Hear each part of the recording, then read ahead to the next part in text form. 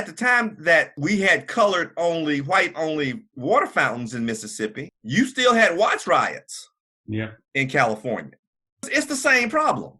Blacks were being treated the same. It's just that there were no overt laws. There were practices and institutions, and the ghettos were being over-policed even then. Right. They weren't there to protect blacks in their homes. They were there to keep blacks in their areas. Interesting. They were there to protect the rest of LA. That's the sentiment you have to understand. So it's the difference between overt and covert. Exactly. Welcome to Peter and Phil's Courageous Conversations, a podcast addressing race relations and social issues in hopes that you'll be inspired to do the same. Now, let's begin our conversation with your hosts, Dr. Peter Weinstein and Dr. Phillip Nelson.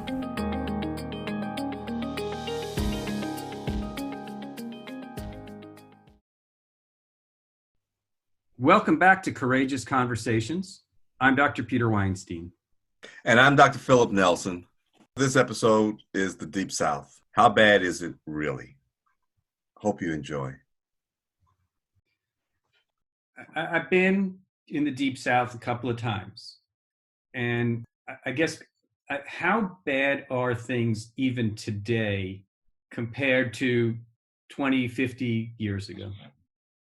I mean, the signs aren't there that say colored only or the signs that used to be there, but how bad is it in the Deep South? Well, maybe, you know what, that's generalizing. How bad is it in general? Well, both questions are pertinent. I don't think the question should be phrased how bad it is, okay, as opposed to why is the Deep South different? Okay.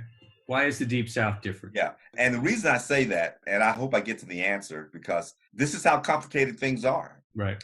When the Deep South was segregated, when the Deep South was openly hostile to race relations, and again, I remind you, the discussion is how do we treat our slaves? You got to remember, this is the perspective. And I think most people would capitulate that that's definitely the discussion in the Deep South then, when we had segregated schools, segregated churches, segregated water fountains. That was how well do we treat our slaves? That was just a continuation of the discussion. Right. When we had slave owners, Puritans questioned how slaves were being treated. They weren't necessarily questioning slavery. They were just saying, we have owners that are mistreating their slaves. They should be treated better. It took them a while to finally come around to the point, you know what? It's a basic indignity just to have slaves. But we never got away from how well do you treat your slaves. Right. It's akin to how well do you treat your pets. I hadn't thought of it in those terms, but we sometimes treat our pets better than we treat other people. Yeah. When I see those commercials from Humane Society showing dogs tied up in the back, and everything, I have to tell you, I don't think our discussions about African Americans is much further from that. And I would concur. I can visualize that, I can envision that, and I can relate to it as we discuss it, as we talk about it. Back to the South, my point is that back when it was segregated and things were overt, it looked like the South was worse than every place else. Yeah. Okay. And what was worse was that they openly fought to protect that system. Mm-hmm. Now, when they lost and they were forced to integrate their schools, they were forced to integrate their water fountains, they were forced to integrate their governmental agencies, they continued to fight. They just didn't fight it openly. But we suddenly learned that they had just joined the rest of the nation in fighting it secretly. So when you say how bad it is in the South, it is as bad in the South as it is in the Northeast. Okay. It is as bad in the South as it is in the West. It is as bad in the South as it is in the Midwest. It's just the South is better at it. So they're better at bad. They're better at bad because they just got knocked down in the 60s. California prides itself on its inclusion and its diversity, right, et cetera. It does. But At the time that we had colored only, white only water fountains in Mississippi, you still had watch riots in California. It's the same problem. Blacks were being treated the same. It's just that there were no overt laws. There were practices and institutions, and the ghettos were being over-policed even then. Right. They weren't there to protect Blacks in their homes. They were there to keep Blacks in their areas. Interesting. They were there to protect the rest of LA. That's the sentiment you have to understand. So it's the difference between overt and covert. Exactly. And it didn't become apparent to almost anybody unless you move. That great migration of Black folk to Chicago, they figured it out when they got to Chicago. They were redlined, they were pushed into certain areas, and then they were kept there. Right. So Cabrini Green in Chicago was no different than Birmingham, Alabama. Thank you. And we didn't know that until we tried to integrate Boston. And then all of a sudden, where we think, the North is Mecca, now you got white folks rioting. Right. Because they don't want Black people in their schools.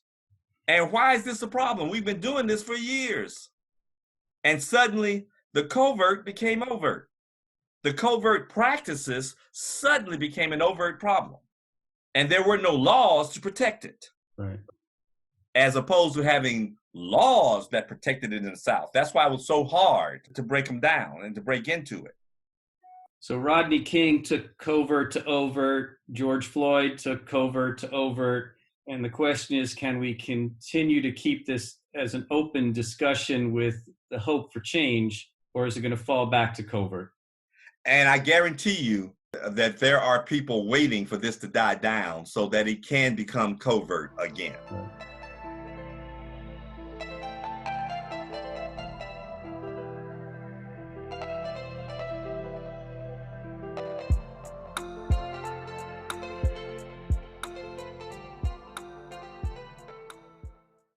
There's a book that I would recommend you read called Making Haste Slowly. Making Haste Slowly, okay. And it's a book that was written in the 70s, and it describes the progress of integration in the South, particularly in Mississippi, and in particularly in institutions of higher learning. And a poor summary of the book essentially says that Mississippi and the South took a strategy of deny, delay, and deceit in order to avoid having to follow Supreme Court rulings and the change in federalism as it impacted race relations. So first, if you challenged anything in Mississippi, they would deny that there was a problem, okay? So when Brown versus Plessy comes up, they're like, no, there's no problem. We have separate and equal schools. There is no problem here. And that's the deny strategy. Fight it as long as you can. Deny there's a problem, make them prove it, and let's see how far that gets us. And that got us through the mid-60s before we passed the Civil Rights Bill and knocked down integration. But that didn't change the hearts of people.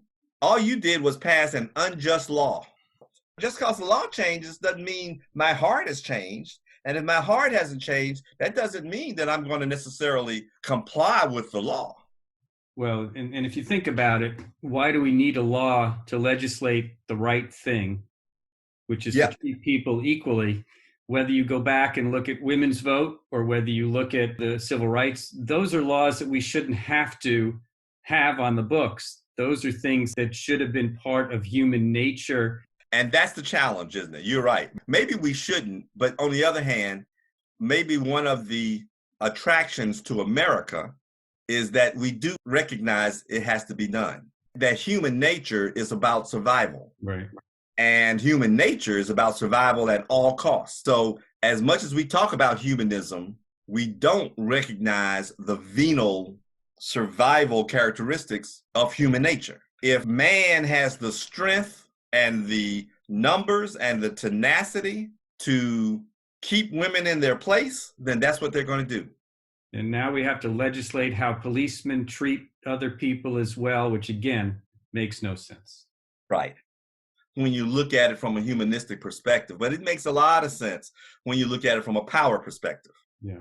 First of all, it makes a lot of sense when you think about the fact that our policing philosophy is wrong anyway, right? When I'm policing to protect a segment of society from a segment of society, that's going to attract a certain kind of person. Now, don't get me wrong. I'm not saying all policemen are bad, because at the same time, there are people who went into policing to correct that. But institutionally, policing is domination. Policing is protection of status quo. Policing isn't supporting society. Those are two different perspectives. So in reality, this is really all about power and who's in control. Yes. And the efforts for 400 years continue to keep, I don't know how else to say it, but the white people in control. Yes. But when you say there has been no progress, I have to tell you that when I see a black mayor of Buffalo trying to defend the police department after they push that man down and hit his head, I don't care what he says. I see progress. Because he's mayor. Because he's mayor. Right. Because you're dean. Because I'm dean. There has been progress. Now, that doesn't mean we've arrived. No. Because I still ask the question, how many black mayors do we have in our cities across the nation? Why isn't our system open? Why do we have to be wary and distrustful of a system? Why did all the new machines break down in Atlanta in the black wards? Yeah. And why does that bother me? I think this concept of courageous conversations, like we're doing, needs to be just routine. Yes. And in every place in the world and in the country. And, the veterinary profession is a small profession, and it's got a lot of change that is necessary. What you and I are talking about are global changes. Yes. Has to start somewhere. Right. And we're talking about some fundamental changes too. We haven't even talked about how you get it implemented. Right. And again, I see progress, but sometimes the progress is just in the attitude or in the mentation of society. And it's very hard to change the infrastructure to reflect that progress. For instance, the defund the police movement is not a plea for no accountability for criminal actions. Right. It is not a liberal, laissez-faire approach to justice. Right. It is a realignment of the purpose of the police. It is a realignment to using the police to truly make society safe as it progresses. And in that realignment, if approached appropriately, there are significant savings that can occur. And as a result of that realignment, there should be reallocation of the funding toward improving the physical nature of society. Now, we can make that argument and wait until it happens, or we could just take the money and apply it where it should be applied.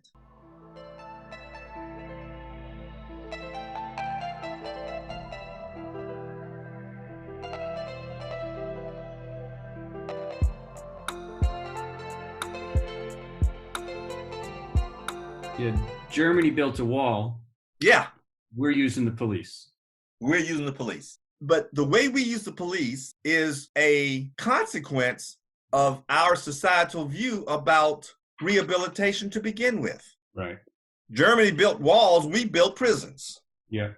From an African-American perspective and a Latinx perspective, our laws are designed, once again, based on how well we want to treat our slaves. When you look at our prison system, who makes up 90% of our prison system? Minorities. Minorities. And don't tell me it's because they're inherently criminal. We've put money that should have been placed in their social development, educational development, job opportunities, and we gave it to the police to keep them where they live. Again, it's a power struggle. It's a power, exactly. You give the money to the police who are in power instead of education, which would potentially narrow the gap between the races and allow for growth and development. It's the covert overt situation. It's out there. We're ignoring it until somebody lights a fuse.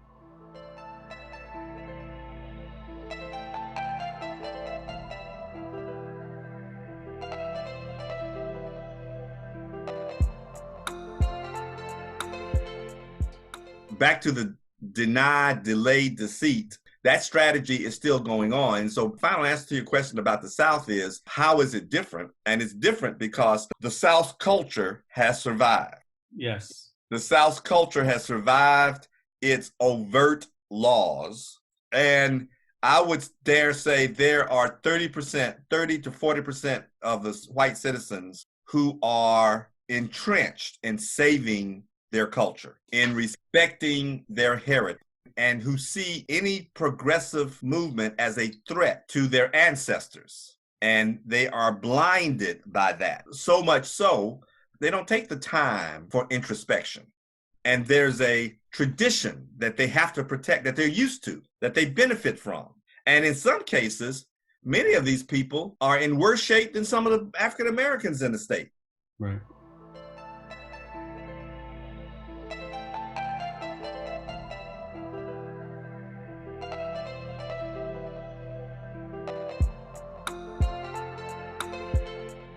I took the surface road drive from Auburn to Tuskegee. Yes. And it was going from the 21st century to the 19th century. Yeah. And that's... I wouldn't say it's that bad, but yes, I understand the stark demarcation. That's what piqued a little bit of the question. It was just so dramatically different. But see, what you don't understand is the rural South. You just happen to be going from a predominantly white small city, right, to a predominantly black, dilapidated small town. Right. Right. And in between, you saw rural America. You Sure. saw rural Southern America. Right. And I dare you to be able to determine whether those houses you saw, those rural houses, those country houses, were black or white. Good point. They were probably all of the above. That's what rural living is like in the South. And the only time you see ostensible differentiation is when you see an antebellum home with a lot of land. Right. And guess what? We're beginning to buy those too. So this is the problem with race. Race tends to color everything. Thank you for joining us for another courageous conversation. Be sure to follow us and check back next week for more.